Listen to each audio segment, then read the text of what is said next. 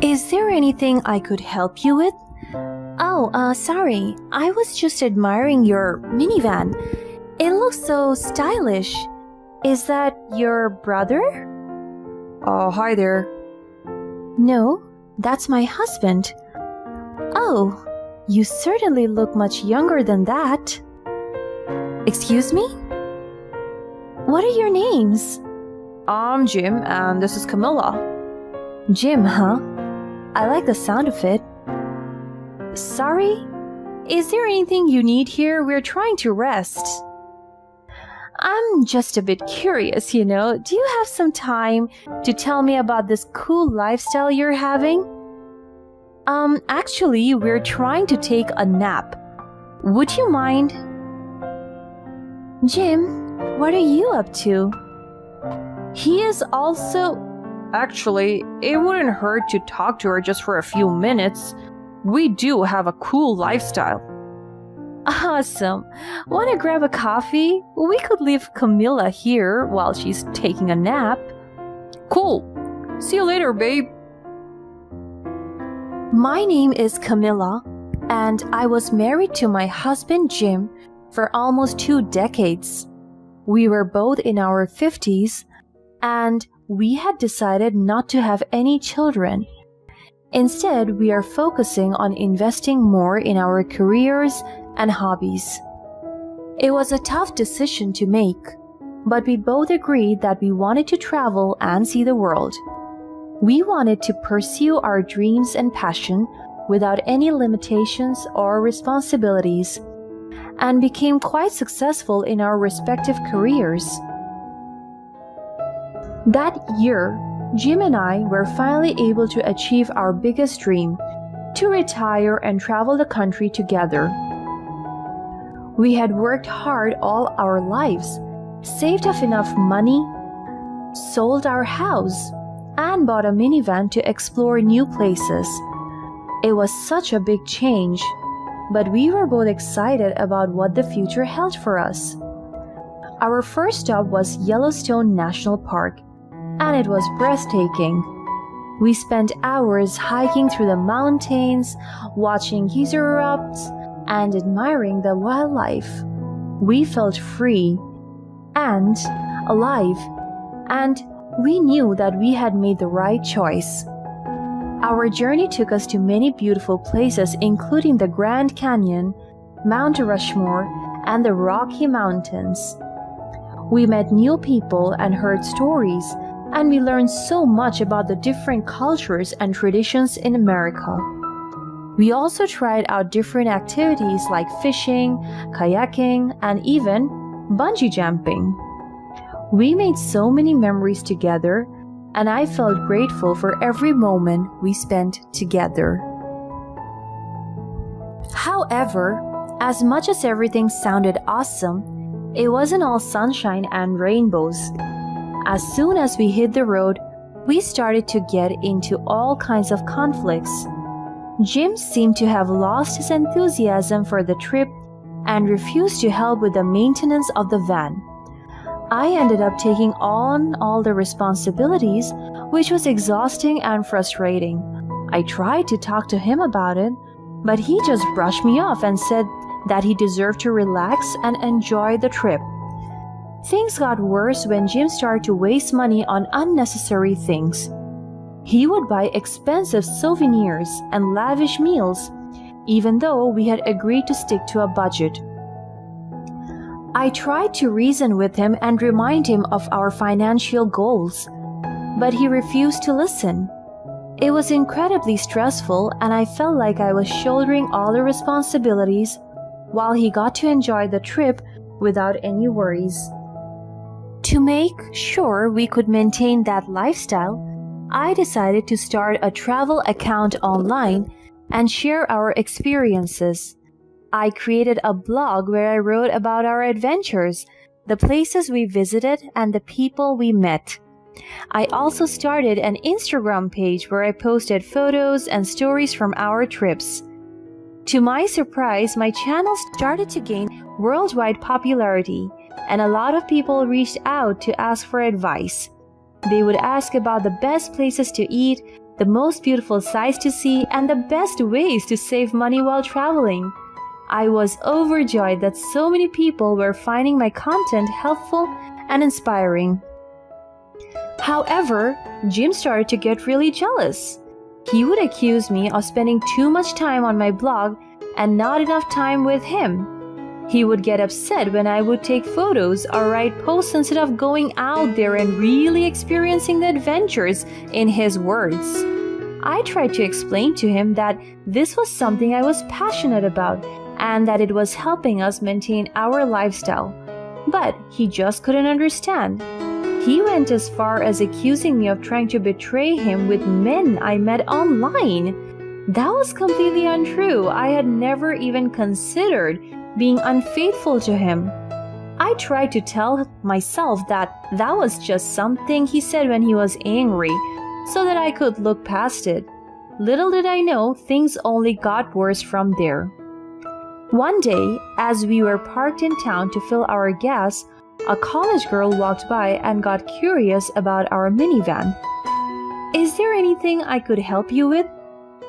"Oh, sorry, I was just admiring your minivan. It looks so stylish. Is that your brother?" Hi there. "No, that's my husband." Oh, you certainly look much younger than that. "Excuse me? What are your names?" I'm Jim, and this is Camilla. "Jim, huh? I like the sound of it." "Sorry, is there anything you need here? We are trying to rest." "Oh, I'm just a bit curious, you know. Do you have some time to tell me about this cool lifestyle you're having?" "Actually, we're trying to take a nap. Would you mind?" "Jim, what are you up to?" He is also... Actually, it wouldn't hurt to talk to her for just a few minutes. We do have a cool lifestyle. Awesome. Want to grab a coffee? We could leave Camilla here while she's taking her nap. Cool. See you later, babe. As I watched them two walk away, I couldn't help but notice how they were flirting with each other. He was being overly friendly, laughing at her jokes and complimenting her on her looks. I felt a pang of jealousy and insecurity, but I tried not to let it show. When I brought it up with Jim, he denied it.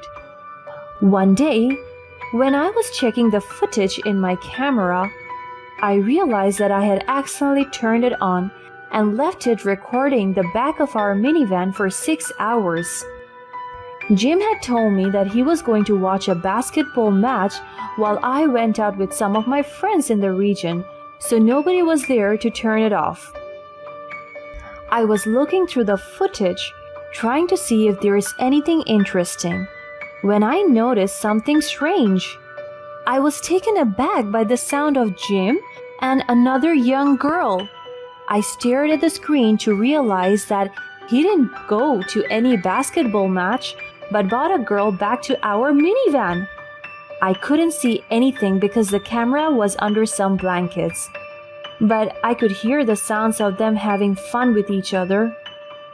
It broke my heart, and I couldn't help but think of how much all the other times that Jim might have cheated on me that I didn't know of. I couldn't believe what I was hearing and seeing. Jim's infidelity shattered my trust in him, and I felt like my whole world was falling apart. It didn't help that I had suspected something was going on for a while, but I had ignored my intuition and tried to make things work. I knew that I needed to make a decision about what to do next, but it was just so hard. I spent the next few days in a daze, trying to process my emotions and figure out my next steps. I could never look at Jim the same way anymore, but I acted like everything was normal. I just made up more excuses to be out of our minivan more often, just so I could be away from him and have some space to myself. Jim didn't even care. He didn't ask twice about my whereabouts, which pained me even more. But that was my last straw, realizing that the man I had cared for so deeply did not deserve my love and devotion. After a few days, I realized that I couldn't keep pretending that everything was okay anymore. I made up my mind and came up with the perfect revenge plan. On the last day of our stay in the town, I purposefully parked our minivan in a very secluded spot, telling Jim that I just wanted to watch the stars there that night. Then I also told him that I was going out that afternoon. I knew that Jim wouldn't miss the golden opportunity to hook up with that girl one last time. It was a risky plan, but I was determined to find out the truth. I waited for what felt like forever because I was feeling anxious and scared about what I might find. But just less than an hour in, my worst fears were confirmed. Jim was inviting someone inside, and as soon as I got a closer look, I realized that she was the college girl we met that day. They were so reckless that they were throwing their clothes out of the minivan. Then, I watched as they were kissing and touching each other, completely oblivious to my presence. I felt sick to my stomach, but I knew that my chance to get the revenge I had waited for was there. I secretly gathered all of the clothes that Jim and the woman had taken off and then slammed the door shut right in front of them. They were too stunned to react at first, but then they started banging on the door, demanding to be let out. Of course, I had already locked it. After leaving Jim and his mistress stranded in the back of our minivan, I hopped in the driver's seat and drove straight to Jim's parents' house. The trip was almost 20 minutes, during which they were constantly banging on the door. I could hear their muffled voices and pounding fists in the background, but I tried my best to ignore them. I was determined to get Jim's parents' house and tell them everything.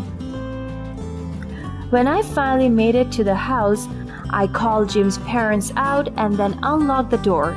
His parents saw their son in that minivan naked together with his mistress. To make matters worse, she really looked like she could be of their granddaughter's age. They were shocked, and I could see the hurt and disappointment in their eyes. As Jim's dad started screaming at him and questioning his audacity to do such a terrible thing, his mom began sobbing. Jim and his young mistress was so embarrassed, they collapsed on the floor of the van. I felt a pang of sympathy for Jim's parents, but I knew that they deserved to know the truth. Without the concrete proof, they would never have believed that Jim could do such a terrible thing. I mean, even I couldn't believe in my eyes at first, so I wouldn't blame them if they don't. I knew that Jim had a great relationship with his parents, and ruining this for him would probably be the cruelest thing I could do. But let me be the bad guy for once, after so many years of being forgiving, compromising, and loving to him for nothing. After that, I gave the college girl a blanket and asked her to find her way to the nearest police station herself. She was filled with embarrassment, but she didn't dare to ask me for a decent piece of clothing. For someone who had intentionally seduced a married man, she was almost too shy to be believable. She lowered her head as much as she could and couldn't even look at me straight in the eyes. But I couldn't care less about her. I was already too generous in letting her go without making her pay for the consequences. Just the walk of shame from my in-laws' place to the police station should be enough to teach her a lesson. Jim's parents and I sat down in the living room to talk through what had happened, while we left him outside in the minivan. I explained everything to them, from the affair to my decision to end things with Jim. They listened patiently, offering me their support and understanding. During the whole conversation, I could still hear Jim's cries and screamed as he accused me of being a calculating witch. But that meant nothing to me. I gave him everything he had ever wanted, and he ruined it for both of us. Now he couldn't even realize that it was all his fault. It was time for me to walk away. There was no going back from the betrayal and hurt that he had caused me. So I filed for divorce and claimed all of our joint property. It was a difficult process, but I knew that it was the right decision for me. Jim's parents had to call me multiple times to apologize on his behalf because I had blocked his number. They were ashamed of their son's action and wanted to make things right. I appreciated their apology, but I also knew that it wouldn't change anything. I was done with Jim and his lies. I told them that I wished them health and peace, but I would not talk to anyone in their family again. Despite the pain and heartbreak that I had gone through, I refused to let it define me. I continued to upload content on my social media, sharing my travels and experiences with others. Soon, I had created a network of travelers for myself, exchanging tips and stories with people from all over the world. I discovered that there was a whole community of people out there who shared my passion for adventure and exploration. They inspired me to keep pushing myself, to keep seeking out new experiences and challenges. And slowly but surely, I began to heal from the pain of my broken marriage.